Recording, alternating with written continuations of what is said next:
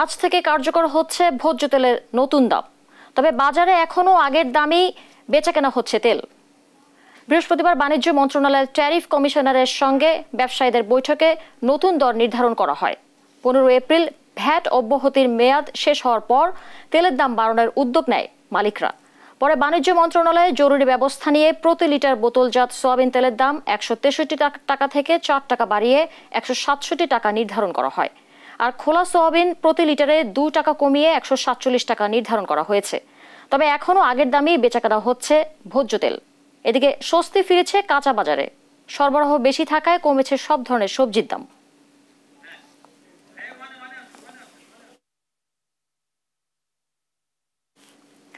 রাজধানীর বাজারে আগের দামেই বিক্রি হচ্ছে ভোজ্য তেল। দরদাম জানাতে সরাসরি যুক্ত হচ্ছেন সহকর্মী হাসান মাহমুদ। হাসান, তেলের বাজারের পরিস্থিতি আমাদেরকে জানাবেন। করবি, আপনাকে ধন্যবাদ। আপনি যেমনটা বলছিলেন যে আসলে তেলের বাজার সেটি কিন্তু বাণিজ্য মন্ত্রণালয় থেকে দাম নতুন নির্ধারণ করে দেওয়া হলো। সেটি এখন পর্যন্ত খুচরা বাজারে আমরা সেরকম প্রভাব দেখছি না। এখানকার বিক্রেতারা যেটা বলছেন যে এখন পর্যন্ত নতুন যে দাম নির্ধারণ করা হয়েছে সেটি কিন্তু কার্যকর হয়নি এবং তারা সেই দামের তেল এখনো পায়নি। তারা পুরনো দামে বিক্রি করছে, অর্থাৎ 163 টাকা লিটার সেটিতে কিন্তু বিক্রি হচ্ছে এবং হয়তো আগামী এক সপ্তাহ পর্যন্ত লাগতে পারে সেটি নতুন দাম কার্যকর হতে। এবং এখন পর্যন্ত বাজারে যেসব তেল রয়েছে সেগুলো কিন্তু আগের দামে বিক্রি হচ্ছে। এবং আমরা একটু একজন ব্যবসায়ীর সঙ্গে কথা বলবার চেষ্টা করি যে আসলে তেল কত টাকায় বিক্রি হচ্ছে এবং আগে এখন ব্যবসায়ী যারা আপনাদের কাছে বিক্রি করে তারা কি বলছেন নতুন দাম কার্যকরের ব্যাপারে? হ্যাঁ, নতুন দাম আপনার প্রতি লিটারে নাকি 4 টাকা বাড়ছে। এখন আমি বাড়তি দামে পাইনি। আমি কালকে যেটা অর্ডার দিয়েছিলাম আগের দামই পাইছি। 5 লিটার 2 লিটার 1 লিটার আছে, সব দিছে আগের রেটেই দিছে। কিন্তু মোটামুটি আপনার আলুটা, পেঁয়াজটা আর হলো আদাটার দাম অনেকটাই বেশি। ঈদের পর আপনার দেখা যায় আলুতে প্রতি কেজিতে 10 টাকা বেশি, পেঁয়াজে 10 টাকা বেশি, আদা প্রতি কেজিতে 20 টাকা বেশি। এগুলো কিছু সিন্ডিকেট আছে যারা কিনা ঈদের আগে মজবুত করে রাখে, ঈদের পরে দেখা যায় মোটামুটি সব দোকান বন্ধ থাকে, এই সুযোগটা তারা কাজে লাগায় আর কি। বুঝতে পারছেন? ধন্যবাদ আপনাকে। করবি, যেমনটা শুনছিলেন যে আসলে তেলের যে দাম সেটি কিন্তু এখন পর্যন্ত সেরকম বৃদ্ধি হয়নি, তবে অন্যান্য কাঁচা বাজার এবং যে বিশেষ করে আলু এবং পেঁয়াজের দাম সেটি কিন্তু কিছুটা বৃদ্ধি পেয়েছে। তবে সবজি যেসব আমরা দেখলাম যে সবজির বাজার ঘুরে এসেছে সেখানে কিন্তু প্রত্যেকটা সবজির দাম এখন পর্যন্ত আসলে সেভাবে বাড়েনি।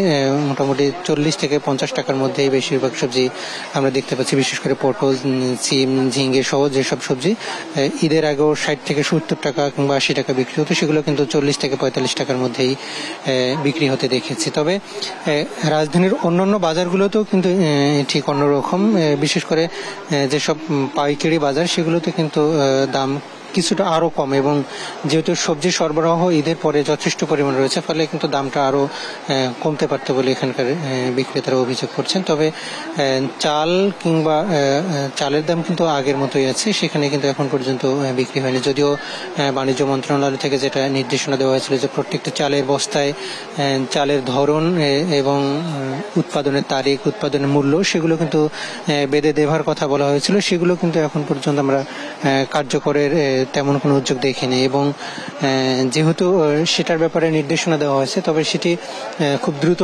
বাস্তবায়ন করার জন্য আসলে ব্যবসায়ীরাও চান যে আসলে প্রত্যেকটি চালের গায়ের মূল্য নির্ধারণ করা হোক এবং সেটি অনুযায়ী তারা বিক্রি করতে চান। তো এই ছিল আমার কাছে এখানকার সবশেষ পরিস্থিতি। করবি, ধন্যবাদ আপনাকে। এবার চট্টগ্রামে ভোজ্য তেল বাজার পরিস্থিতি জানাতে যুক্ত হচ্ছেন সহকর্মী ইশতিয়াক খান। ইশতিয়াক, আপনি আমাদের সঙ্গে যুক্ত আছেন। তেলের নতুন দর কার্যকর হয়েছে কিনা, কি বলছেন ক্রেতা বিক্রেতা, এ নিয়ে বিস্তারিত আমাদেরকে জানাবেন।